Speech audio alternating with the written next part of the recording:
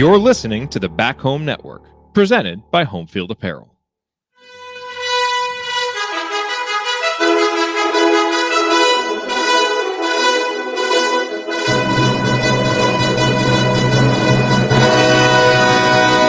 And welcome, Hoosier fans, to another victorious episode of the Assembly Call, as tonight your Indiana Hoosiers move to 2-0 on the young season with an 85-49 victory over Northern Illinois in a game that was really dominant in all the ways that the Eastern Michigan game wasn't. Indiana jumped out to an early lead and just continued to push it out all the way through the first half into the second half.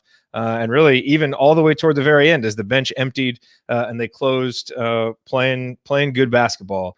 A nice, entertaining game that I think universally Indiana fans enjoyed in the first half, maybe as much as any half of Indiana basketball in recent memory. Just a very, very fun night of basketball, and we are going to break it all down for you here on this edition of the Assembly Call IU Postgame Show. I am Jared Morris, and yes, we have all four of our hosts assembled at the same time. It doesn't happen very often, but we are here tonight. Andy Bottoms, Ryan Phillips, and the coach Brian Tonsoni, all here to talk about this game. But let's start the show the way that we start every show, and that is with our Hoosier Proud banner moment. And for the banner moment, I'm going to go back to the first half when this game was decided.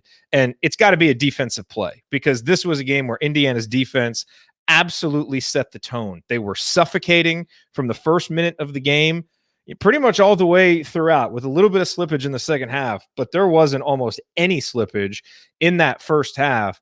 And really, to me, the defining moment of the first half defensively was Trace Jackson Davis's sixth block shot, in which he just absolutely skied and took a shot that was really in like mid-arc. And I guess you could have called it a goaltend, but it was almost so impressive that he went up and got it that I think the officials just weren't quite sure exactly what it was. Who cares? It was an incredible defensive play by Trace, and it was a symbol of Indiana's outstanding first half defense, which was suffocating. It was active. It was energetic. Trace basically was a one-man moat around the rim, not letting Northern Illinois get anything.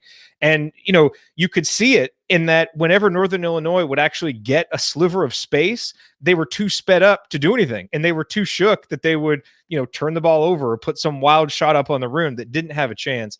It was terrific defense from Indiana, and Trace Jackson Davis himself was just awesome in the first half. 17 points, 7 boards, 6 block shots. He was a one-man wrecking crew, really played like an All-American, and that blocked shot was just emblematic of a first-half defense that keyed this victory for Indiana. All right, well, our banner moment, as always, brought to you by our friends at Home Field Apparel. They are now in their 5th season of sponsoring the Assembly Call, and their first as the presenting sponsor for the Back Home Network.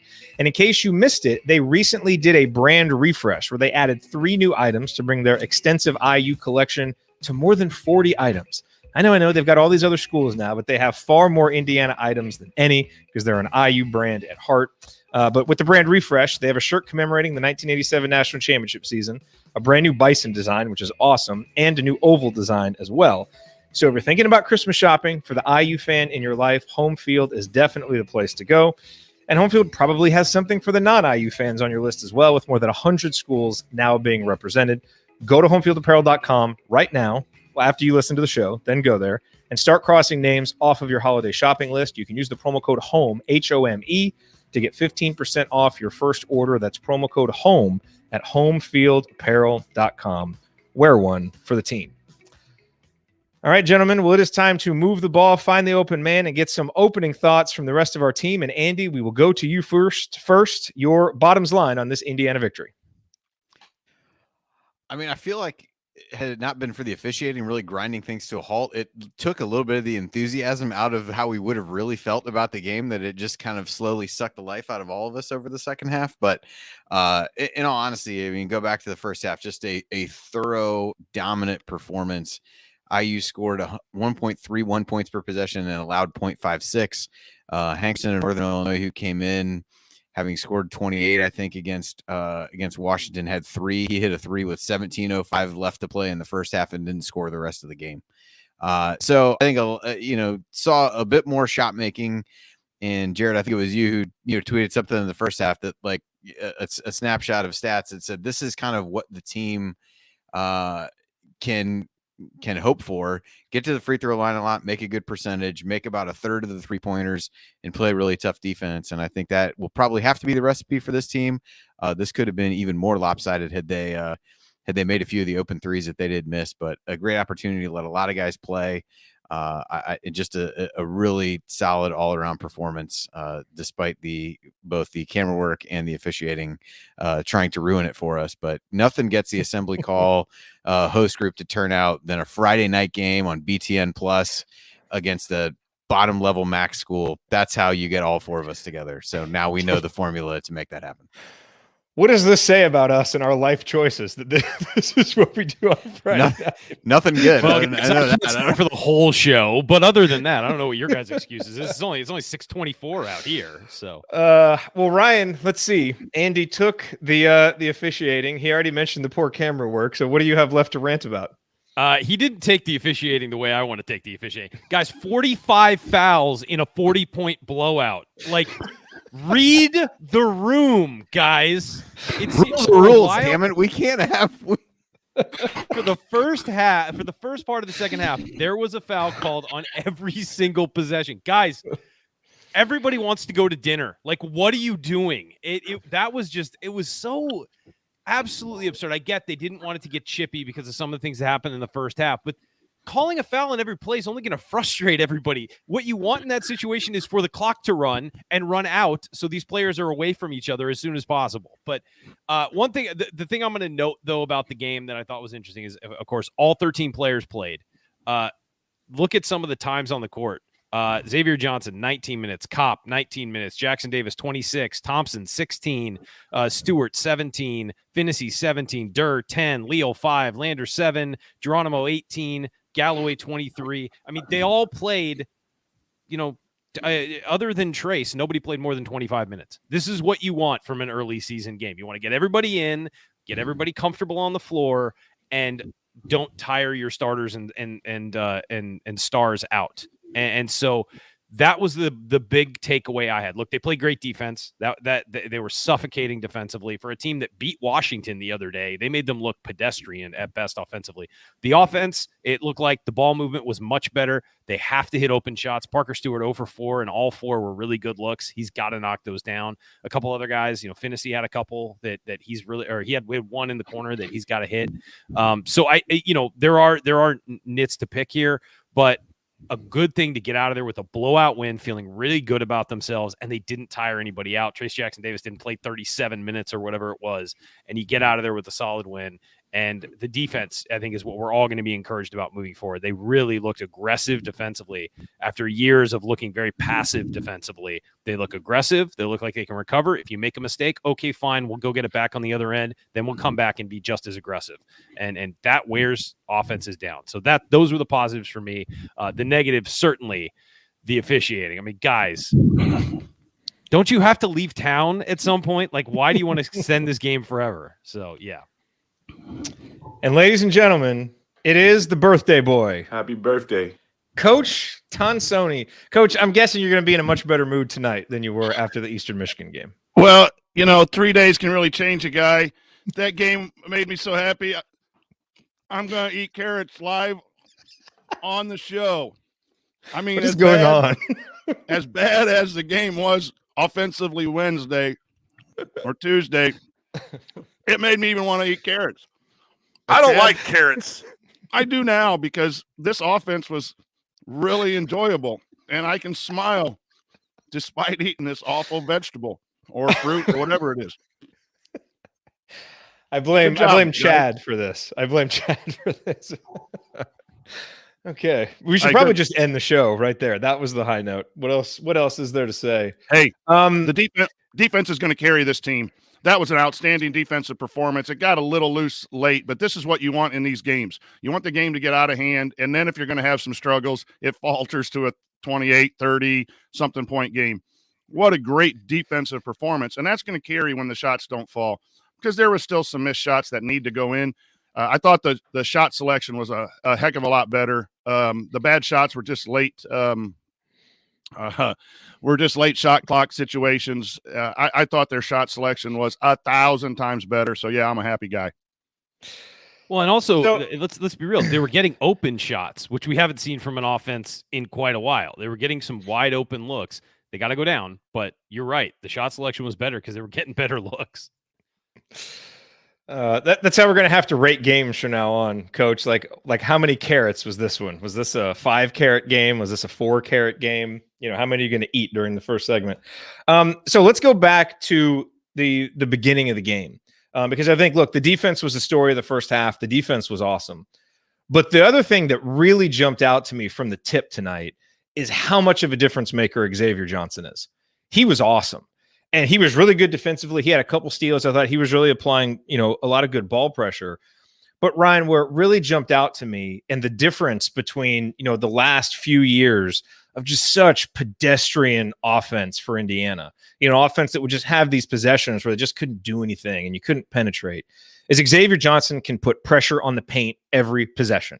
He can get in, he can break down a defense, and he can create offensive opportunities. Some of those are his own. He was 4 for 5 today, hit some shots at the rim, got to the free throw line and made 4, but he also creates opportunities for other people because there's just a gravity that he pulls people toward him as he's driving in to the lane. And Indiana has not had that. A guy who can just go get into the lane with purpose on pretty much any possession. Now, as he goes up against better defenders, obviously that'll be a little bit more difficult, but you really saw it tonight. And I thought, he had a couple of turnovers, whatever. He was awesome. 13 points, 3 assists, and those numbers obviously would have been a lot better if he'd played more minutes. But I thought his constant pressure on the paint early set the tone for Indiana offensively. Yeah, he carves up defenses. I mean, that's what he's going to do, and he's aggressive. And what I noticed today, and I tweeted this out, which you should follow all of us on Twitter. Come on, guys. Is you would know this if you followed me, but I tweeted out that they were being very aggressive driving the basketball, and that was better than what we saw the other night. They were being very aggressive going north and south instead of just going sideways around the perimeter. I'm sure that was carved into them this week at practice, just north and south, attack the rim, make them defend you as opposed to making defending easy. And he certainly early on was just, you look at it and you look at the numbers, you look at Trace with 19 and 7 blocks. I mean, he's going to get the game ball probably, but Xavier Johnson was the engine that made them go early on, where he was just driving in the lane, cutting them up, looking for guys around the perimeter. Only 2 turnovers, he made up for that with 2 steals. I mean, I think this was sort of the game where you realize what he could do. And hey, he also went to the line and made a couple free throws early on that sort of pushed the lead out a little bit. Really set the tone in this team sort of being front facing in this game and not on their back foot. And if he does that this season, this team can actually be pretty darn good. Yeah, well, I mean, and through 2 games, he's actually been Indiana's most reliable guard when it comes to making open 3-pointers. He's knocked down a couple of them. He's 2 for 4. And that's, I don't think he obviously isn't going to shoot that high of a percentage, but that's a nice bonus to see him making those shots. Coach, can you talk about just the kind of impact having a guy like him makes on your offense? I thought the point guard play from both X and Rob was fantastic for the most part. Are there some things to pick apart? Yeah. A couple turnovers. They didn't have enough assisted turnovers, but man, you're really reaching for stuff there. But I thought, as Ryan said, the North-South game was fantastic. It just creates so much. And you got to play off 2 feet when you get in there. Xavier sometimes gets a little loose. But I thought he did that. I thought he had a power game today. And then Rob was out there. You could just tell by Rob's body language. His body language is 1,000% better. And I thought the point guard play was the reason the offense ran better. And then, with 14 minutes to go, it kind of got a little sloppy. And Andy, in our text group, the referees just killed the vibe. And that's the reason. You got to fight through referees too. So I'm sure that's going to be a point of film study, that you can't let that slow you down. But they put the pedal to the metal offensively. And I charted shots, 1, 2, 3s, and 4s. 1 bad shots, 2 are okay shots, depending on who's taking them. 3s are wide open, and 4s are layups or at the rim. And there were 60% 3s and 4s, which is really, really good, because some of your 2s, you want people taking shots that are somewhat contested. You can't wait for every perfect shot with shot clock. I thought that was so much better. That's what I expected on Tuesday night. What I saw in the Bahamas, what I saw from the secret scrimmage clips, that was the team that I saw that didn't show up on game one. That's what was disappointing. So point guard, and here's why: they ran the offense instead of looking to make home runs. And their point, and Xavier got more opportunities because he was running the offense. I think it was really good. Yeah, and Andy, the other two guys that we haven't talked a lot about, Parker Stewart and Miller Kopp, really struggling early on this season to get going offensively. I think Miller Kopp doesn't look fully healthy. Parker Stewart came out and knocked down his first 2 threes against Eastern Michigan and has missed a whole bunch of open looks. I certainly don't think by any means that it's time to be concerned about either one of those guys because they have multiple year track records of being shot makers. So I think it almost kind of makes what Indiana did offensively in that first half even a little bit more impressive. And maybe it's a sign that Northern Illinois just isn't very good defensively, that they were able to do that. But also I think it's, it speaks to, Race Thompson extending his game out a little bit and, becoming maybe a credible threat from downtown. He was 1 of 2 tonight, and he's clearly showing that if he's got space, he's going to shoot it, which is going to make people, respect him. So that's, kind of one of the storylines coming in is, can this team get a little bit more spacing on offense? Can they make opposing defenses respect them from downtown? So far the numbers, haven't been great, but I think, again, no reason yet to be concerned about Miller Kopp or Parker Stewart. I think they'll start knocking those shots down. The one thing I'll say about Stewart, he's the guy who draws the initial assignment on Hankerson, and I thought did a pretty effective job defensively. And I know that was something that came out of the Bahamas trip, that he was really engaged on the defensive end. So I think give him credit for being able to shut him down. I didn't think he forced shots. I don't think he is a guy who's going to force shots. Just based on the typical shots that he's going to get, should be catch and shoot threes ideally, and that's largely what he took tonight. So shot mechanics wise, I think he looks good. I think those will start to fall. He got into a rhythm a little bit early in that Eastern Michigan game, and they didn't really get him many looks. Some of the stuff that I saw from Belmont suggested that he got into a little bit of a rhythm at points in that game. And so I think it's, again, trying to figure out how you keep him engaged, because I think his shots kind of came in bunches in both games so far. But I think he, at least when you watch him play within the game, was really engaged defensively, played well on that side. And Kopp, like you said, I think it was an ankle injury that he sustained in the Bahamas. It still looks like he's working his way back. Yeah, he's not 100%. He doesn't. And I think the fact is that we've kind of seen Kopp at least a little bit over the last few years to get some idea of what he would be like when he's healthy. He just doesn't look healthy at the very least, but made a couple shots, got to the free throw line, missed a shot, got an offensive rebound back and put it in. So he had a stretch early in the second half when he scored all 4 of his points. I think he's going to be better, but Race, made 1 or 2 threes. He took those pretty close together as well. Showed that he wasn't. I think it was back-to-back possessions. He missed one. The very next one, he had an open look, took it, and made it. So I think those are. He's going to be enough of a threat to pull people away from the basket. You've got Bates, who's going to be able to step out and hit some. I think there's a lot of somewhat streaky shooters on the team, it feels like, at this point. So you got to figure out who's going on any given night and then be able to ride with that guy. But as we mentioned earlier, I think if this team can hit 35% ish from 3, like they were, I think 34.8 tonight, I think most fans would take it, not just because they haven't shot it well over the last couple of seasons, but I think that's good enough to keep defenses honest and keep the floor spacing that Woodson wants. Well, what's 100%. interesting about that, they made 8 threes and 8 different guys made a 3. So nobody had 2. So it shows that they can make them. The question is, how consistently can they make them?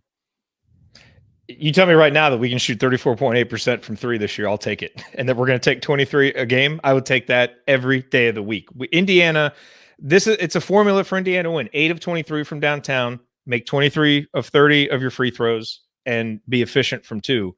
That's the formula for this team. Ryan, one thing that I want to ask you about before we get out of segment 1, because I know you guys had a long discussion last night on Assembly Call Radio about shooting mechanics. Such a good discussion that you went back and listened to it again today to, I guess, remind yourself of what you said. I was proud of it. Hey, you know what? I kind of go just black when we're actually doing the show, and then I have to watch back. What did I say? So yeah. He woke up this morning. He's like, I said some smart stuff yesterday. I got to go back and listen to this. If you follow him on Twitter, he might be able to give transcription of what he said last night Yeah, that I'll you go can back look and do forward that. to Why at some not? point Everybody, in the future. just Absolutely. follow transcribing him an on interview with Twitter. myself. Just do it. Follow him on Twitter so he'll stop saying I tweeted this out, so he can just At assume rumors that and everybody rants. saw. I won't have to say that. At rumors and rants. You can. But when it comes to shot mechanics, a couple guys stood out to me tonight. Tamar Bates is a for guy. good reasons. Yeah, well, Tamar Bates is a guy that we've talked about with the shooting. He was a good shooter in high school. We all know that it's a lot harder to shoot in college. The defenders are coming faster. The shot windows are smaller, and his feet are a mess right now. I think Tamar is an excellent player. Great teammate, like all those things. We're seeing flashes. He's going to be a from star. him. Tamar's going to be a star. He is. But I think we've got to temper our expectations for what he's going to be as a shooter until he gets his feet worked out. The guy whose mechanics continue to impress me more and more every game are Jordan Geronimo's, who I personally would rate third on the team after Parker Stewart and Anthony Leal. Yes. You want to talk real quick about those two guys? So Tamar's and you can go back and just search for Assembly Call in the Tamar Bates scouting report. We talked about it then, and we all talked about it because you can see it in video. It's pretty obvious. His feet are off center, and his feet are tilted to the side. And when we talked about the shot mechanics last night on the show, it was the same. We had that same discussion that some guys can do that and make shots, and they're just special. They, there's something they've got. Steph Curry, it doesn't matter where his feet are, he's going to hit the shot. But for a guy like Bates, who's not a knockdown 45% free throw or 3-point shooter, if there's an issue and you're missing shots, the way you fix it is by fixing your mechanics and squaring your feet to the basket, squaring your shoulders to the basket. Because where your feet go, your shoulders go. And that's a pretty obvious thing to say, but a lot of shooters will have their feet sideways and try and keep their shoulders square. It's very hard to do that once you jump because you're jumping from the balls of your feet, which are pointing away from you, away from the hoop, but your shoulders are trying to face. So that gets your body all twisted up. So when we talk about mechanical adjustments, it's about putting your body in the best place to make the 3-point shot. And the way to do that is to be facing the basket and to be square to the basket. In most cases, again, there are crazy guys. There are crazy examples of guys who can do whatever they want and still make the shot. Jordan Geronimo has fixed his mechanics. He has fantastic mechanics. He has a very smooth shot. He is very square to the basket. If you watch when he jumps, he lands almost exactly parallel to where he took off from. And so he's got his feet facing forward. When his only problems come when he leans back when he shoots. And you'll see him maybe instead of jumping forward, you want to be jumping towards the hoop, not away from it or not up and down. You want to go towards the hoop. Put your momentum carrying you towards it. You see that sometimes he'll land behind where he jumps, and that's leaning back. It's a mechanical adjustment, of course. So again, that he's figured it out, and he is square and he takes good shots, and he's going to continue to become a better 3-point shooter as a result of that. But Tamar is a fantastic player. I've said it numerous times. I think he's going to be a star. He's just got to kind of get that figured out. Hey, there are plenty of guys who stepped on campus not being able to knock down threes consistently and worked on it mechanically and left as excellent 3-point shooters.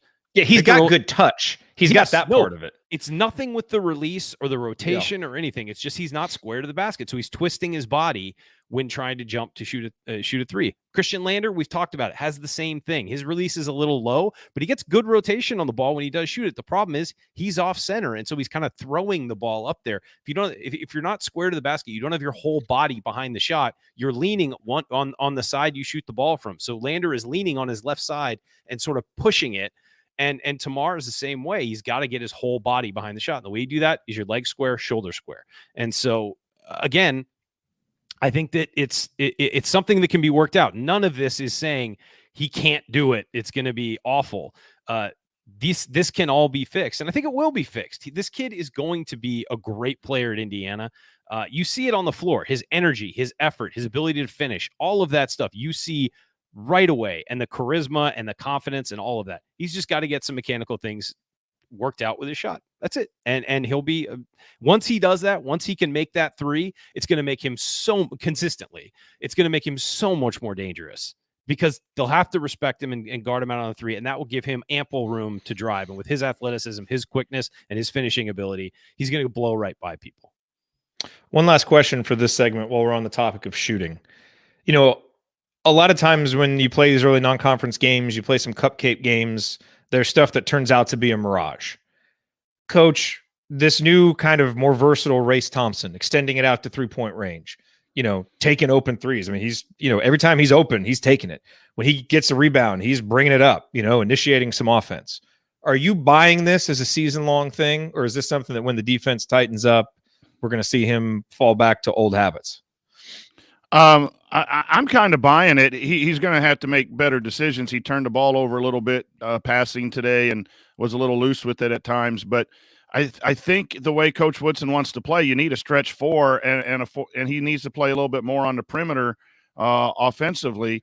And we've all said his mechanics look good. He just needed to have the confidence and the green light to take him. And I think he's 1 for 4 now or something along those lines. Hit some free throws. So, shot selection and shooting is just so tough because you need guys to shoot in order for them to make. And if they don't make it, you're kind of frustrated, but you need them to keep shooting.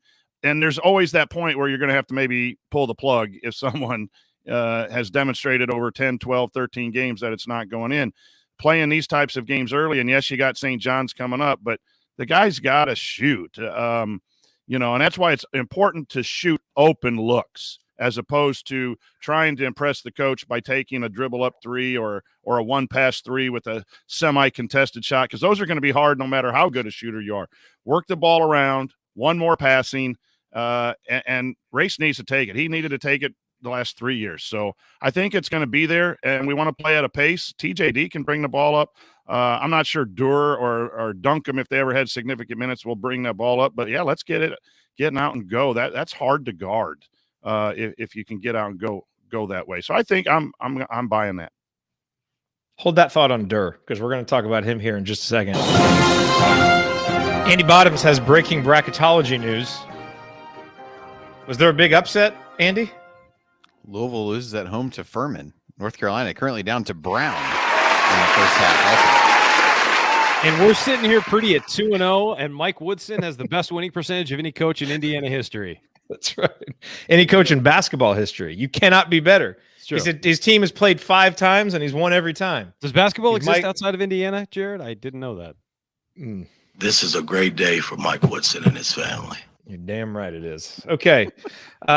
Here we go. We're going to continue our breakdown of Indiana's victory over Northern Illinois. We're going to point out tonight's meaningful moments you might have missed. We'll go inside the numbers to highlight the most important statistical notes from the game. Stay with us. You're listening to the Assembly Call. Coach might eat more carrots. Oh, he's got them.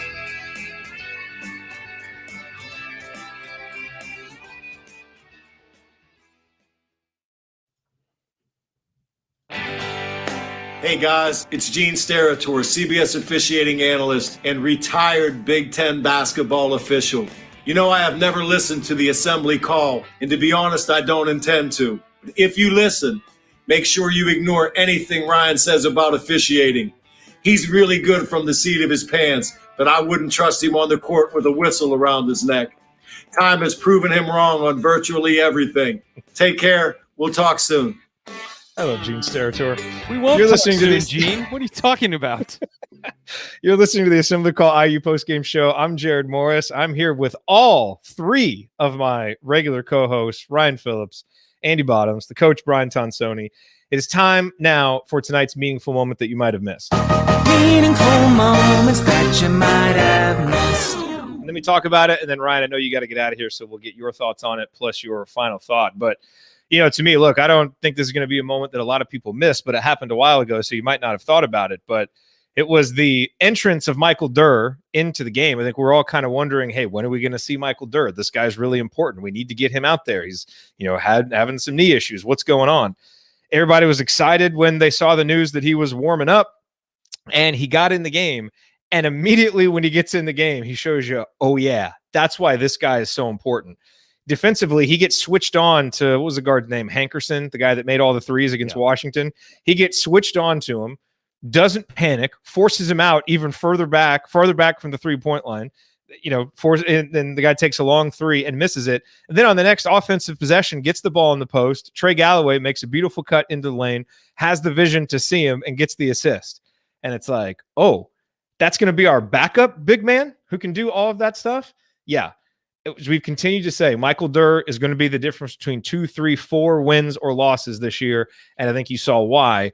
And it's not even really going to show itself that much in the non-conference. When you get into Big Ten play against all the good big men and all the depth in the Big Ten, you're going to need a guy like Michael Durr. So just knowing that he's healthy enough to play and then that he's good enough and versatile enough to do that stuff, I don't think you could have a more encouraging debut for Michael Durr. Ryan, your thoughts on that? And then let's get your game ball picks and any other final thoughts you have, since you have such big plans for a Friday night. I do. I'm sorry. I thought that we'd be able to get a whole show in, but the ref show took over in the second half. Durr looked really comfortable out there for not having played in a long time. And I think that was the most impressive thing to me, was just how impressive he looked and how comfortable he looked. That's a guy who, as you said, maybe the difference between a few wins, because he's vitally important to be the backup to both Race Thompson and Trace Jackson Davis. I mean, he can step out on the perimeter too. We've seen him do that. And so, I think that it's vitally important that he plays, and it's vitally important to this team that he got back and is going to be able to get some minutes in a game like this, where it's a blowout and there's not a whole lot of pressure on him.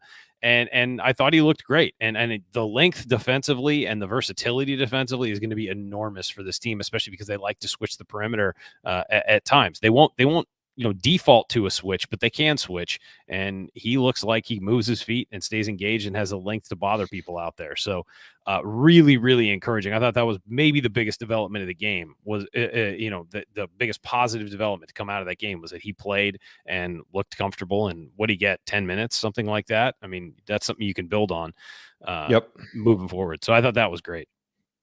You want to give us a game ball pick before you head out? Game ball's got to be Trace. 19, 7 rebounds and 7 block shots. That's my game ball. I struggled with possibly Xavier Johnson, but because of how much he meant early on. But you got to give it to Trace. The block shots alone. I mean, he was erasing everything in the first half and just sapped Northern Illinois' confidence. And every time they drove after that, they were thinking he was going to block the shot. So it just influenced them. For the Hustle Award, I got to go Race Thompson. 12 points, 10 rebounds.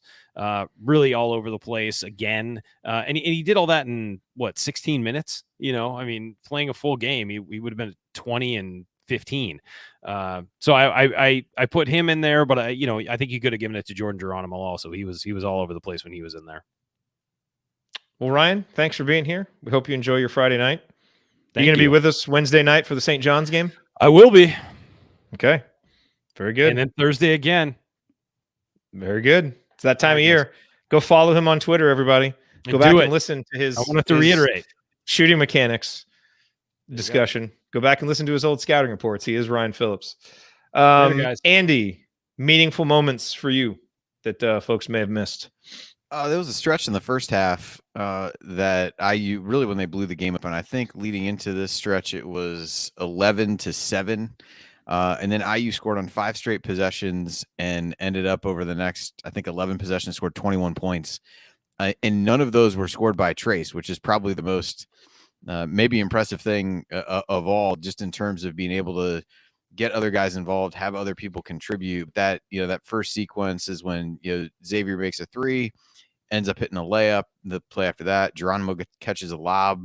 After that, Finney bails him out, made a good play, drawing a foul at the end of a shot clock on that 3-pointer. He made 2 of those. Galloway makes a layup, and then Rob made a 3 after that. And then, they had a couple other plays. I think the stretch that you talked about with Durr came shortly thereafter and kind of rounded out that stretch. I think for this team, obviously everything is going to run through Trace, and he's going to be the focal point. But for the supporting cast, even while he was on the floor for a portion of that, to really be the ones that blew the lead out in that stretch. I think it was a 21-4 run over that stretch, and the game was never close thereafter. So that one stood out to me in the first half. I struggled to find a name in the second half just because it was so choppy with all the fouls. But that one really is where things took flight in the first half. And even the possessions they didn't score on those 11 was a Finney where he got called for a charge, driving to kick out, that I thought was a good play, maybe a little bit, late whistle. And then Durr had a post up and a hook shot was the other one that they missed during that 11 possession stretch. That's a good shot that you got. So I thought just a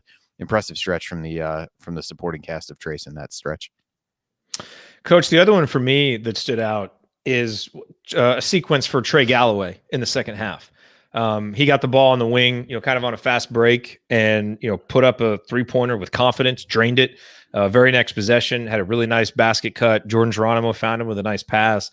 And I thought all the things that I was kind of critical of Trey for in game one, playing out of control, defending, fouling too much, defending, tonight was the inverse. I thought he was really, really good. He drove in with a purpose, had some good finds. He had 3 assists. And I really think his shot looks better too. And he's shooting with confidence. I mean, there's no hesitation with him. When he's got an open look, he's taking it. He was 1 of 3 from downtown tonight. What was he in the first game from 3? I don't have it here, but at least 0 for 2, I think. Or yeah. So I mean, he's not shooting. shooting.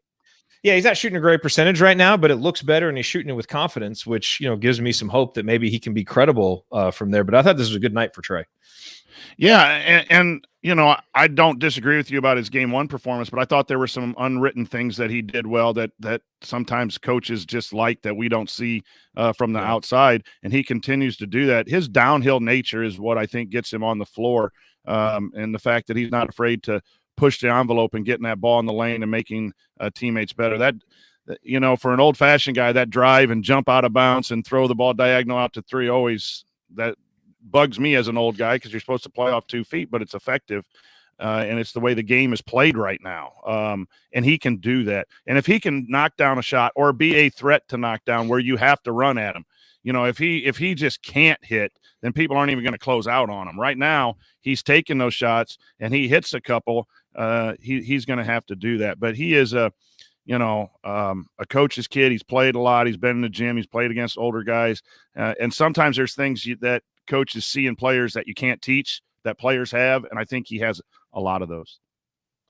Any other moments for you that stood out? Yeah, I'm going to go back to the point guard play. I just like I thought the problem with the point guard play in game one was that they were trying to hit home runs and trying to prove that they could score and do some things. I thought tonight they tried to run the team. You saw it with Xavier Johnson saying slow down at sometimes. He recognized the break wasn't there. Instead of trying to go 1,000 miles an hour, he slowed the team down, got something in. Looking at the bench, pointing to the team where it needs to go. That is what a point guard needs to be, an extension of the coach on the floor. I think we saw that tonight. And the points opened up. I know Rob only had 5, but Xavier, the points opened up, and he wasn't even really trying to score, but because he was aggressive in nature, the ball found its way back to him. And several times the hand motions, that's confidence to me. We talk a lot about confidence at the 3-point line. Rob's body language is so awesome right now that he's just in there. The way he's moving is with intensity, but they came out and tried to change it up with a 1-3-1 soft zone. They weren't trapping. It was a 1-3-1 soft zone. Rob recognizes it, doesn't look to the bench. He's pointing to where people go, immediately gets the ball into the high post, and then it's a lob for a dunk for Geronimo, and that's the last time we saw the zone. That's stuff that you see and you write down, but then you forget when you score 50-some points. That was good leadership. I think the guards need to run the show and let their points find them and play with confidence when the ball finds you in an opening. I think each one maybe took one bad shot. Rob, here's the play. His 3-point foul. He was going to have to take a bad shot because the shot clock was running out. But he had the poise and the confidence of a senior guard to shot fake and get 3 free throws. He hit 2 out of 3. That's a big-time play because that's almost an automatic miss at the shot clock. You just hope it goes in. And he got his 2 points. So I thought the point guard play was great, but I don't think it was perfect. I mean, too many turnovers, still some sloppy plays, and just not enough assists. I'd like to see a lot more drive in the lane with purpose, but it was night and day different. And I'll credit those two. Coach Woodson has said all the time, he's trying to find point guards, trying to get the point guards to be a certain way. I think you saw a good glimpse of what Coach Woodson wants from his point guards tonight. Yeah, the thought I had watching the game tonight is with Rob, in game one, I thought he was a shot hunter. And tonight in game 2, I thought he was a shot taker. And that's what we want him to be, because in the past, Rob has been a shot avoider, right? So we don't want him out there looking for shots when they're not there. But when he gets them in the flow of the offense, he's got to be ready to take them. And I thought he did that. And we said, it might take a little while to get used to these new roles and kind of get comfortable. And he looked a lot more comfortable with what he was doing offensively tonight.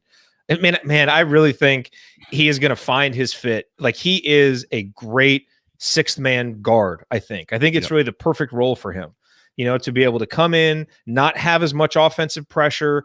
He made some great defensive plays tonight. I really think he's going to flourish in this role. this year. Alex says in the chat that Rob's having fun again, and it just looks like it. I mean, you can just really tell someone who's too tense and wanting to do the right thing for the right reasons, but playing.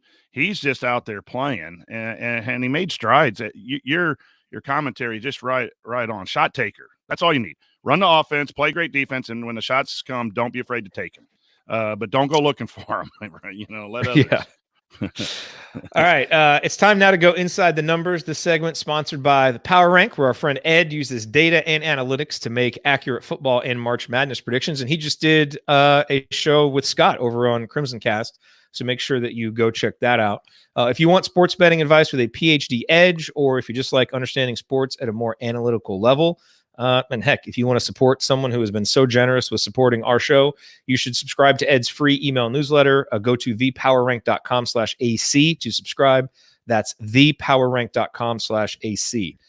All right, let's dissect the numbers, guys, that tell the story of this game. Obviously, the biggest number that jumps out, Northern Illinois, 0.69 points per possession. That's a hell of a number. Andy, what numbers jumped out to you? Well, I think we might as well start with one negative one just to get it out of the way. I think people will talk about the turnovers with 15 for IU in the game. I think that's, I mean, the number is a number, so I'm not gonna say that it didn't happen, but 11 of those came in the second half. They also forced 23 turnovers. And there was a stretch about midway through the second half where IU turned it over on 8 of 19 possessions when they really started to go to the bench. So I think again, the number is a number, but when it mattered, I thought they took good enough care of the ball to get there. We touched on the free throw shooting a little bit earlier. I know that was one of the things that we talked about last night when we did a brief preview of the game. Northern Illinois put Washington on the line a lot, and Washington did not cash in on those opportunities. And IU certainly did tonight. 23 of 30 was a good number, over a 50% free throw rate with 56 field goal attempts. So good numbers in that regard. And offensive rebounding, we had another question about that last night as well. IU gets 11 offensive rebounds tonight, led to just 11 second chance points, but I thought that was important. And then 37 points off the bench, I think, speaks a lot to just being able to let a lot of guys get in on the action. And finally, another number that speaks to the defense, 14 assists compared to 3 for Northern Illinois, who had 1 at halftime. So just really putting good pressure on the ball, making it hard for the other team to get into anything. And that was indicative of the quality of the defense that was played. Yeah, Coach, numbers for you, the biggest ones that tell the story. Well, 34.8% shooting. I know it's not great, but that equates to over 50% from 2. And we haven't been a great shooting team. And you said it earlier. If I could guarantee 34.8 or higher every game, or this is the floor, then with the defense and the ability to drive from a few of the guys, and then our post-up game, I think that's okay enough to win a lot of games. Maybe not to go far in a tournament. You might have to shoot better and find some lockdown shooters. But that's again, you're seeing Coach Woodson's philosophy: defense all summer. Why? Because it just this team won against a Power 5 team, whether it's a low Pac-12 team or not. They went on the road and beat that team, and they did not have a chance because of the defense. So that shooting was a lot better tonight. And there are no stats in the box score about shot selection, but I bet if you had a grade for shot selection, the number, the score, the letter grade, whatever, would be a lot better tonight. So that would be a number that I would point out in film room. Each coach has their own way of statting that out, but when I kept track of it, it was good numbers. Always can get better, but good enough not to go crazy about the team. I'll tell you what jumps out to me is 5 for 8 in 12 minutes. Those are the shooting numbers for Christian Lander and Anthony Leal in their first minutes of the season. And I thought it really said something about the attitude that those two guys have, that when they got their first minutes of the season, they went out and played hard and they were aggressive and they really tried to make things happen. Sometimes, a guy as highly recruited as Christian Lander, hometown guy like Anthony Leal, they may be expecting, more than what they're getting right now. And I thought they went out there and really, Christian probably, turned it over on his first possession, and, he's going to have his moments. But they were out there looking to make plays. And if those are your 11th and 12th men, I think you're going to be in pretty good position. So I was impressed to see the attitude that those guys attacked their minutes with. Great to see, great to see that those guys are clearly bought into what's going on. Hey, it's game 2. It's easy to be, to be feeling good about things right now. But I thought that was a great sign when they got in there. Any other numbers, guys, that we haven't hit yet that you wanted to point out?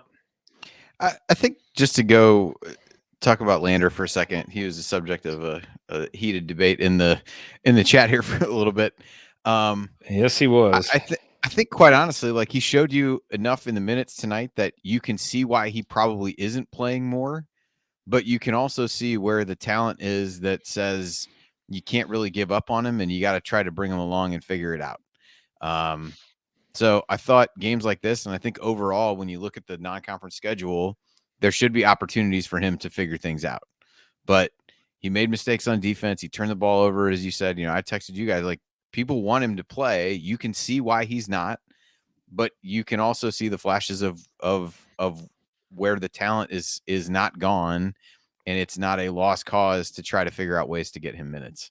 And Leo, but I think from a shooting perspective, he made the open three that he had, but also got a put back on a rebound, got out and dunked. He's the kind of guy that you want because he really cares about wearing the uniform. The only other number that I had was, I talked about the turnovers. 23 turnovers for Northern Illinois led to 26 points for IU. So for a team that has really struggled, all those weren't in transition, and conversely, the 15 turnovers for IU only turned into 8 points for Northern Illinois. We talked about this so many times last year. For a team that doesn't shoot the ball all that well, the opportunity to get some points in transition and get some points off of turnovers is huge. And I thought they did a good job of that tonight and really overwhelmed Northern Illinois defensively. The interesting thing about Lander and Leo, they're both developmental guys, and Lander came in with the expectations from a lot of us that he could play earlier. And the key is going to be the communication between the coaching staff and Lander to make sure that he's staying positive in his developmental role. Both of those guys, I think, struggle mightily defensively and are somewhat one-dimensional right now until they develop the other aspects of their game. That doesn't mean they're not bad basketball players, just other people are ahead of them in the rotation. And so that's going to be key for both of them, is to keep practicing, keep working hard, be ready in case an injury or a certain game they need your skill level. But they're obviously going, and it's the same with Logan Duncan. But I think a lot of us thought that coming early as a 5-star that he would play a lot earlier, and it's not. And sometimes I think he tries too hard to make his mark when he comes in, and he just needs to play his game and understand that patience, win the weight. We talk that with younger kids who have older kids ahead of them. Win the weight. And when your opportunity comes, it will be. And you just hope that he's okay with that. That'll be the issue. But the other 2 point guards are playing much better.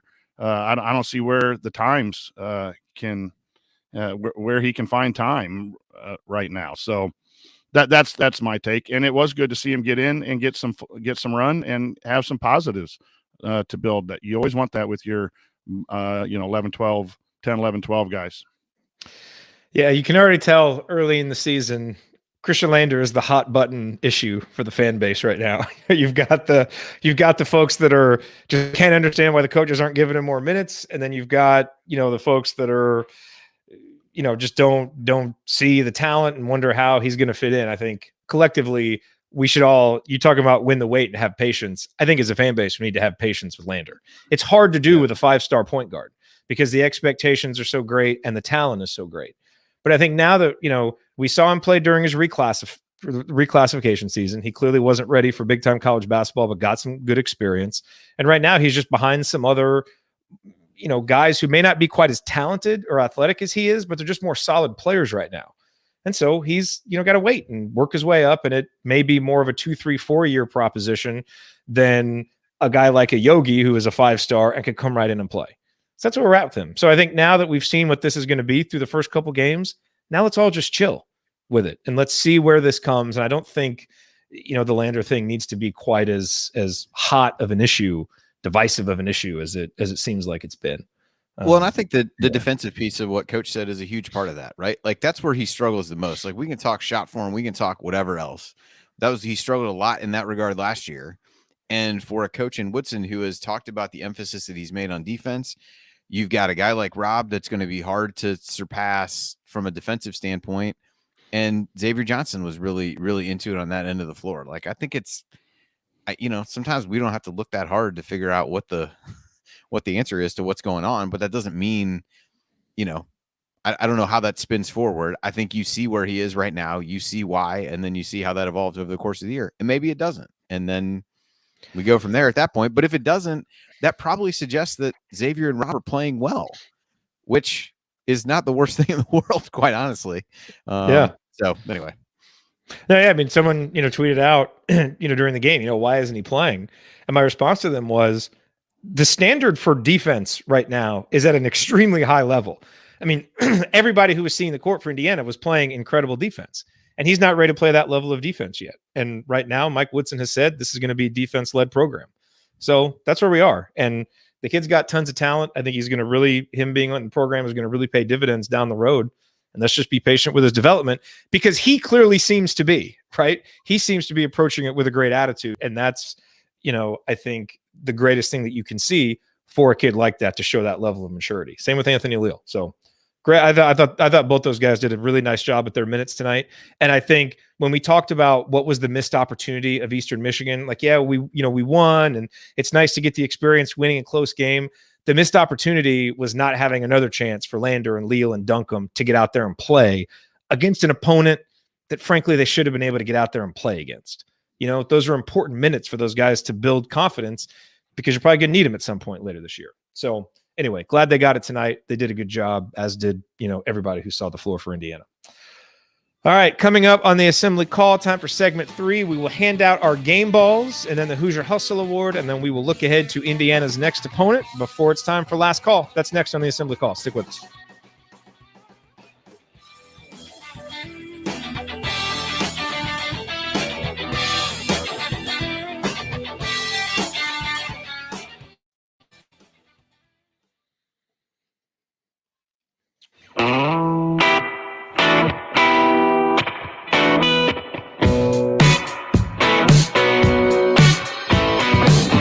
What's up, y'all? It's Devontae Green giving you the green light to watch Assembly Call after every IU game. Just don't listen to their opinions about shot selection. Remember, you miss 100% of the shots you don't take. Go Hoosiers. Boy, both promos tonight were very critical of us. I guess that's just how it is. You're listening to the Assembly Call IU postgame show. Catch us live immediately following every IU basketball game, plus every Thursday night at our website, assemblycall.com.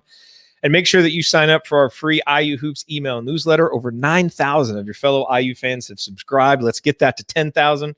Join for free today at join.assemblycall.com. That's join.assemblycall.com. I'm Jared Morris here with Andy Bottoms and the coach, Brian Tonsoni. Ryan had important Friday night plans, so he bailed early. But it is time now, gentlemen, for our game balls. Ryan gave his to Trace Jackson Davis. Very defensible on a night when Trey scored 19 points, had 7 boards and 7 blocks, and completely dominated the game in the first half. Coach, who gets your game ball? I think I have to agree. It's Trace Jackson Davis. His 7 blocks, his energy has to be, one of the curses of being the best player and an All-American is you've got to be on. You're expected to be on your game all the time, and you can't really slip. It's a little unfair over 35, 36 games, hopefully by the time the season's over. We talked a little bit about that second half in the game 1 when things started to slip. It looked like everyone kind of just took a step back and you didn't see any energy from the veterans. And I think that was addressed as well, because I thought coming out of the second half, the defensive intensity, while the offense wasn't as great in the second half, they came out and won the first 5 minutes and said, you're not getting back in this game. And then at the same point of the second half where it started to slip away, it was already in the mid-30s. So even if it did start to slip, it wasn't going to end up like game 1. But I credit Trace Jackson Davis from energy and really We know what he can do offensively. Hasn't fouled, and he's got to play bigger, stronger guys, so that's still going to probably be an issue. But I thought his block shots, his rebounding, his getting out and running, if your best player is your hardest worker, you're going to have a lot of good things. And for that, the stats were there, and I think the behind-the-stats thing for Trace. Andy, your game ball? Yeah, I'm going to go with Trace as well. Just a really dominant first half performance. The way that he played, as Coach mentioned, just his altering of shots just deterred them from even coming into the lane at all. And I think eventually just blocked so many that the one toward the end of the half probably was goaltending. But I think the referees were just like, well, this guy's just doing everything. So just let it ride. Clearly got under the skin of the Northern Illinois player who ended up shoving him and getting thrown out of the game. And I kind of use that to give a positive for the $10 that I spent for BTN Plus was the syncing of the radio call with Don Fisher and hearing Ted Kitchell do games again. But one of the things that Fisher brought up was just about, I think he said Trace played harder in these two games than he'd played in his first 2 years or something to that effect that he said. And I think that's probably right, really, when you look at it. You guys talked about the play where he blocked the shot and then sprinted and got the lob in the in the opener, but just really asserting himself as a leader and as a guy who's putting forth the effort. I think that was things that we had come on and criticized him for at times in games, of not being as assertive as he needed to be and not really controlling the game in a way that he was able to. I think 2-game sample size, so twice as big a sample size as we had after the first game. But I thought that for a guy who's watched as much Indiana basketball as Don Fisher, to make that as an observation was pretty good. Also became clear that Ted Kitchell, not a fan of the dribble weave handoff at the top of the key. I like how he kind of fit that in, clearly throwing shade at a prior coach. Man, I loved hearing Ted Kitchell's voice, man. That brought me back to. It was kind of funny. It was unexpected. Kid. It was funny. I had seen that they were going to sync the radio call, but I just assumed that it was Eric Sir. So I assumed he just had something else going on, and they had brought Kitchell in to do it. But it did bring back some fond memories of hearing him talk through the game. So it was good all around. It's always a little disorienting too, watching a game with a radio call over it, because because there's just constant talking with a radio call, and you're used to, when you're watching it with the TV announcer, they kind of let the game breathe a little bit. But when it's at times when you couldn't see where the ball was, I mean, it was helpful given. So you're good. It was actually that is true in this scenario. Man, you guys brought up a great point about Trace. Usually the superstar player doesn't get talked about if in relation to hustle awards and stuff like that, because you kind of assume it, like that's just what that guy is supposed to do. And look, I think Trace has played hard his first couple years, but I think he's found another gear. Like, he doesn't make that play in the Eastern Michigan game, recovering for that block shot, being almost, all the way under the basket and then sprinting to the other end to make that dunk. He doesn't make that play last year. Some of the blocks that he got today, he doesn't make those plays. So he's playing with another gear. And I think that is just a great sign for the rest of the season. So he would be a worthy guy for the Hustle Award. He would get my game ball too, but I'm just going to throw in a dissenting vote for Xavier Johnson because I thought he was really, really good. And I actually think that part of the reason why Trace was able to get some of the block shots is that the ball pressure was so good that by the time some of the guards got into the lane, they were just kind of throwing stuff up.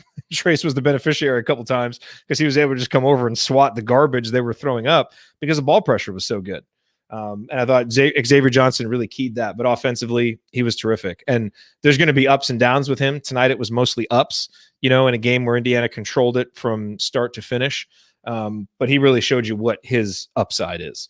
And especially with Parker and Miller Kopp struggling to make some shots, you really need what Xavier Johnson brings you to get the offense going and to create opportunities for guys. He did that. So I thought he was really, really good tonight.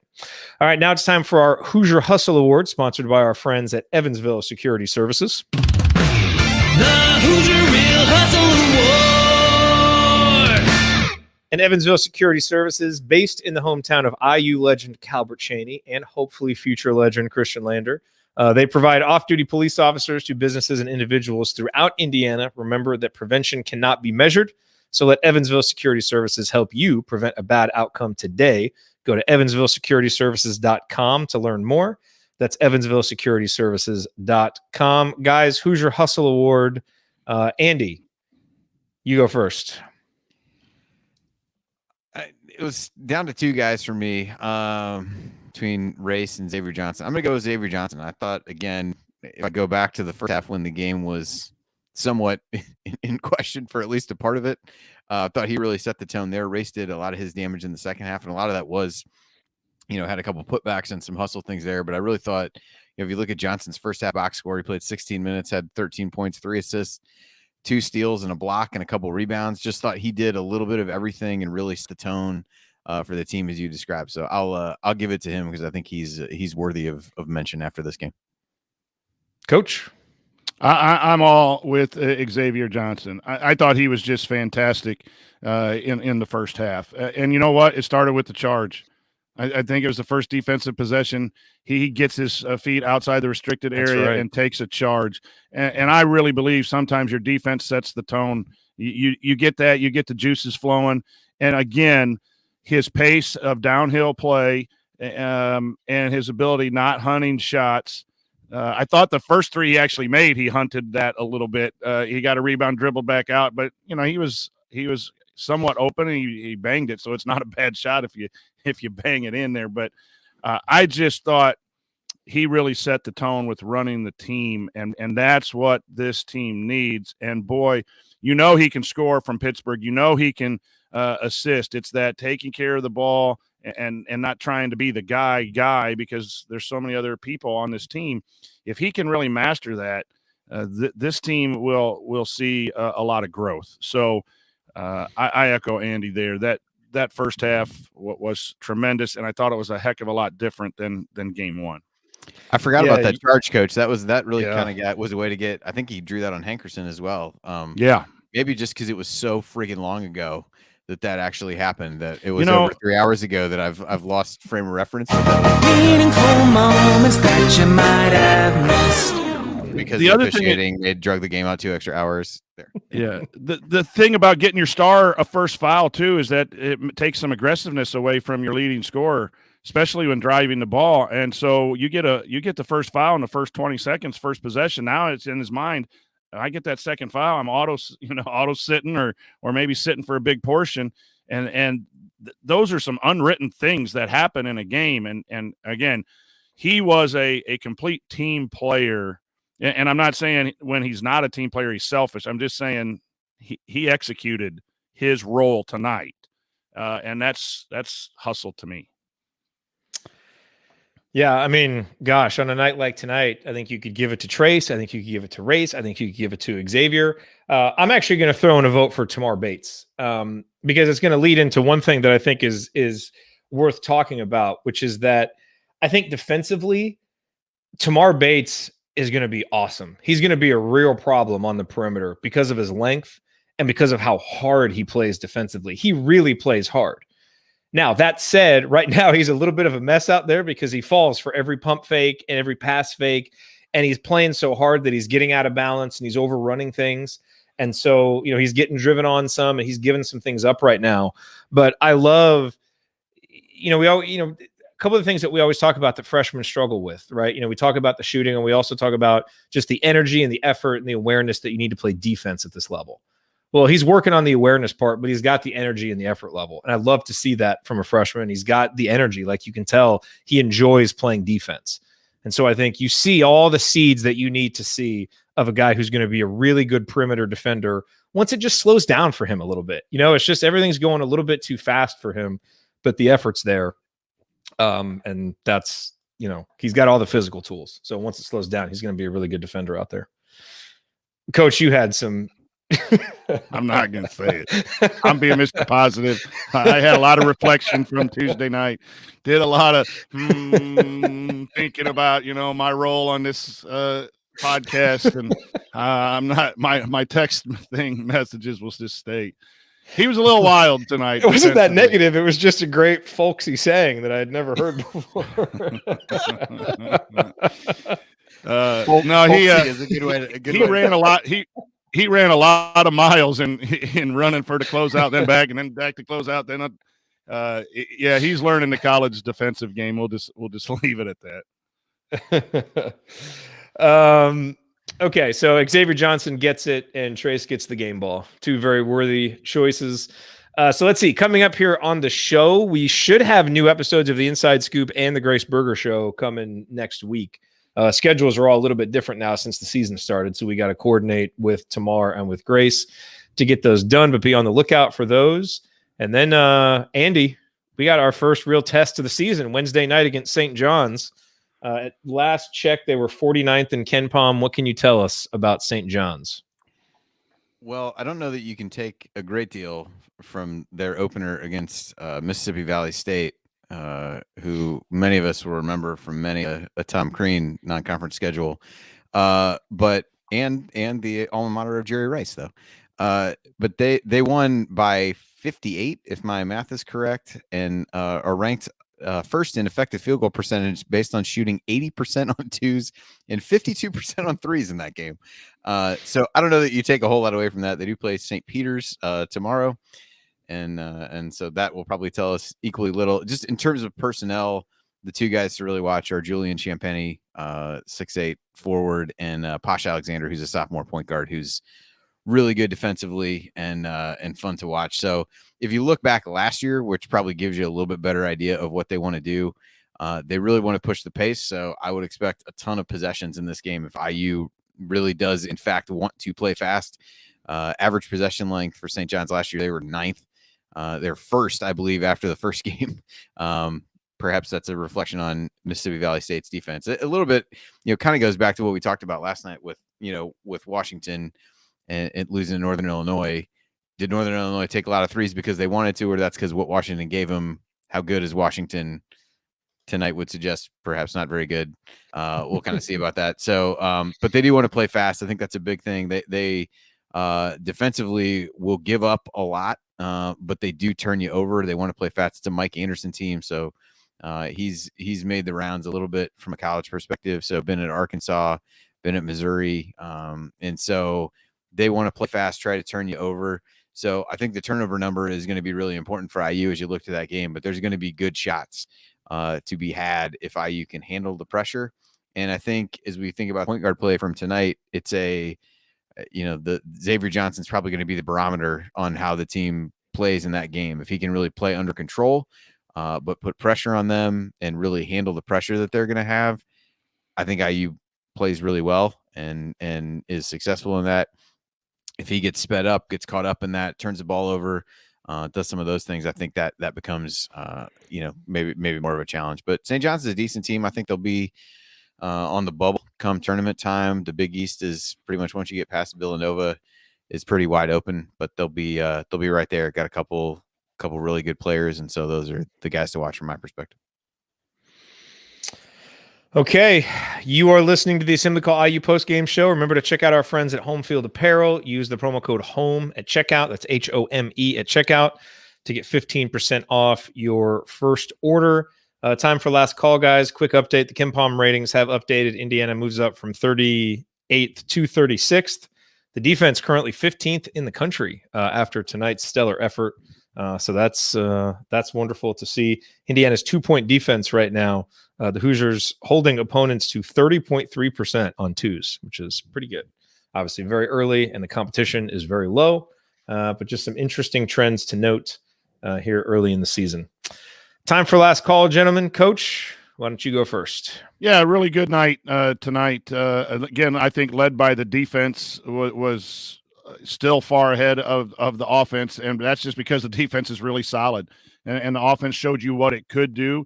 There still are some things that need to be built into this offense, and the sample size talk that came out of game one is also relevant for this game too. And then it starts ratcheting up here with some better competition. The team continuously needs to get better, but this is what I kind of expected. And yeah, Indiana's going to lose some games, but this was what we kind of thought was happening in the summer. And we all said we got to wait till we see it. And then Tuesday night happened. And so this was really needed for a lot of us. And I'm not hoping we don't have any other bad runs because those Carrots really sucked. Are we sure we're going to lose some games? 5-0 now under this coach. I hope not, but I sure hope not. Andy, last call. A good bounce back performance, as much as you can have a bounce back performance from an opening game. I just think every game you're going to learn a little bit more about the coaching philosophy and a little bit more about this team, the rotation, everything. And I think what we have the best handle on so far is that the defense is going to be what this team's identity is. And I think there's been too many times the last few years when we had no idea what the team's identity was going to be. And comments that Woodson made in the offseason leading up to what his focuses really were as we go through there, are those foci. Is it foci? I don't know. Maybe I don't think focuses is the right word there. But he made that was an emphasis point of him, and we've seen that in pretty much everything that we've seen from this team. So that part of the promises made, I think they're making good on. The offense, I don't think we know. Again, I think everybody has said, I'll sign up for the 3-point shooting that we saw tonight, even though they missed some open shots. And the roof was ready to blow off Assembly Hall a couple of those times when guys took open threes in the middle of a run. So if they can continue to make improvements there, I think there's a lot of good things and a lot of things to like about this team. A lot of guys who can contribute, as we saw tonight. So I'm going to be optimistic about that some of those things turn around, and there'll be ebbs and flows to that. But ideally, the defense is good enough to keep them in every game. And then you got to try to figure things out from there. And that's when some of it falls back on coaching and what adjustments can you make to be able to get your offense in a position to score when maybe that's not the best thing that you've got going. So good performance tonight. I think we've seen two kind of extremes to a certain extent on the on different ends of the floor. And so we'll St. John's will be a good test, but I like the fact that they've got a few days to prepare for that, rest up a little bit, but also be able to go back and look at some film of what they did and prepare for a team that plays a little bit of a unique style, which is one of the things that I kind of liked about the non-conference schedule, is that there's a variety of styles that the teams IU is going to play that hopefully prepares them well for the Big Ten. Yeah, my prevailing thought from this game, to quote a bracketologist who looms over other bracketologists like Kristaps Porzingis, this kind of game is fun. This was fun. This is fun. That's all I kept thinking about in the first half, is this is fun. It was really fun to watch, and not like the 90 seconds here or 2 minutes there of fun that you would get, like every month watching an Archie Miller team. This was like fun for like 28 straight minutes or so. And then it was still fun towards the end as, the other guys got in there and kept playing hard and kept doing things. I struggle a little bit to figure out where at what point over the years have I been actually saying that things were fun. Apparently a number of times these are they were. Old sound bites, Andy. Yeah, apparently a number of times they were, but I'll be damned if I can remember when they were. The old sound bites. But no, it's a fun style, and the guys were having fun, and and they were playing hard, and it's such a breath of fresh air. And the one, I guess, set of guys or the one person that we haven't really given a ton of credit to tonight is the coaching staff. But I think it really says a lot about, the buy-in that Mike Woodson has gotten from the players so far, that after game one, where the clear issue was, hey, we relaxed and we can't relax. And tonight they didn't really relax. They had a really short lull in the second half as they're, kind of working some new guys in. But then even then toward the end, they turned it back up and they were still playing hard the whole time. And so I think to go from game one, where that was the clear issue, and some offensive things with guys taking too many shots, and those things got better in this game. And there wasn't a lull in this game. And I just think to see that kind of improvement from game one to game two, and just to know that, hey, this team has gone out there 5 times in different situations against different types of teams, and they've won every single time. They're building a habit of winning. Those are all really good signs. And yes, of course, we're going to lose some games and there's going to be ups and downs. But I really like seeing that, and it really does seem like a team that's connected to each other, a team that's connected to the coaching staff early in the season. And that's all you can ask for, really, at this point. All righty. Well, that is going to do it for us on this edition of the Assembly Call. If you want to see us do the show live and be part of the live chat, make sure that you subscribe to our YouTube channel, youtube.com/assemblycall. And don't forget to go to join.assemblycall.com to join our free email newsletter. Special thanks to Bob Thompson for the music that you hear on the show, and special thanks to John Ringer of Rig Design for designing our logo. And thank you, of course, for listening. We will be back to talk IU hoops again with you on Wednesday night. Until then, take it from me, Rob Hennessy. Keep your eyes on the rim, your elbows in. Go Hoosiers. Thank you. Thanks for coming out. All right, I got to get out of here, folks. Thank you. Here I come. This is Stan Sony. Happy birthday. Happy birthday, Coach. Thanks. Yeah, it's a lot better. Much better. Here's the fun thing. You know, I get to see all these comments in the chat about how they're so glad the pack line's gone. The pack line sucks and the pack line this. Yep. I'm in charge of the defense at Western. You know what we run, everybody? We run the pack line. And we won 17 games 2 years in a row, and we shut people down. It's just a system of basketball. Actually, IU's defense was top 30. So I would encourage people to move off the pack line is horrible because Virginia gets beat by Navy. It's like any defense. You got to execute it right. If you don't, you're going to get beat. If you execute the defense right, you're going to win. So I chuckle. Let me pull a Ryan. Glad there's no Western post-game show. There really should be. One of these years, we need to come up there for a game and then do a post-game show and just rip the coaching staff. But so I'm going to pull a Ryan real quick. I tweeted this out earlier, and to the point that you made, because I caught myself thinking about this tonight, watching some of the exact same players play defense, in this system, and comparing it to them playing defense in the old system for a coach who clearly knows how to coach defense in a system that has worked. And it's, I think sometimes we overrate some of that stuff. And tell me if you think I'm wrong, but I think 80% of defense is just getting good pressure on the ball and having the guys off the ball give a shit and pay attention. And then the other 20% is tactics and strategies and, matchups and all this other stuff that you do. But that stuff isn't going to mean anything if you don't have the first 80%. And so much of that is just about culture and chemistry and having the right guys and just having, guys going out there enjoying what they're doing, like we're seeing right now. For whatever reason, we didn't have that the last few years. And who knows, come February, we might not have it here, but you certainly see it and you just see the difference. Like, is that an accurate weighting of the percentages? Yeah. I mean, the bottom line is what offense you run, what defense you run is, can you communicate it? Can you teach it? And can you get guys confident in it? Coach Marlowe and I talk all the time, and he likes to run the flex, and I didn't like to run the flex. He was a good coach. I think I was a good coach. But the thing is, I guarantee you that the two of us in our respective programs, when we ran them, and what I work now with the guy that I work with, we sell what we do. And it's a people thing. And I think Coach Woodson is a people-driven person with high accountability. And he's going to, do what he needs to do to get done. But you just see this team is playing basketball, not thinking about basketball.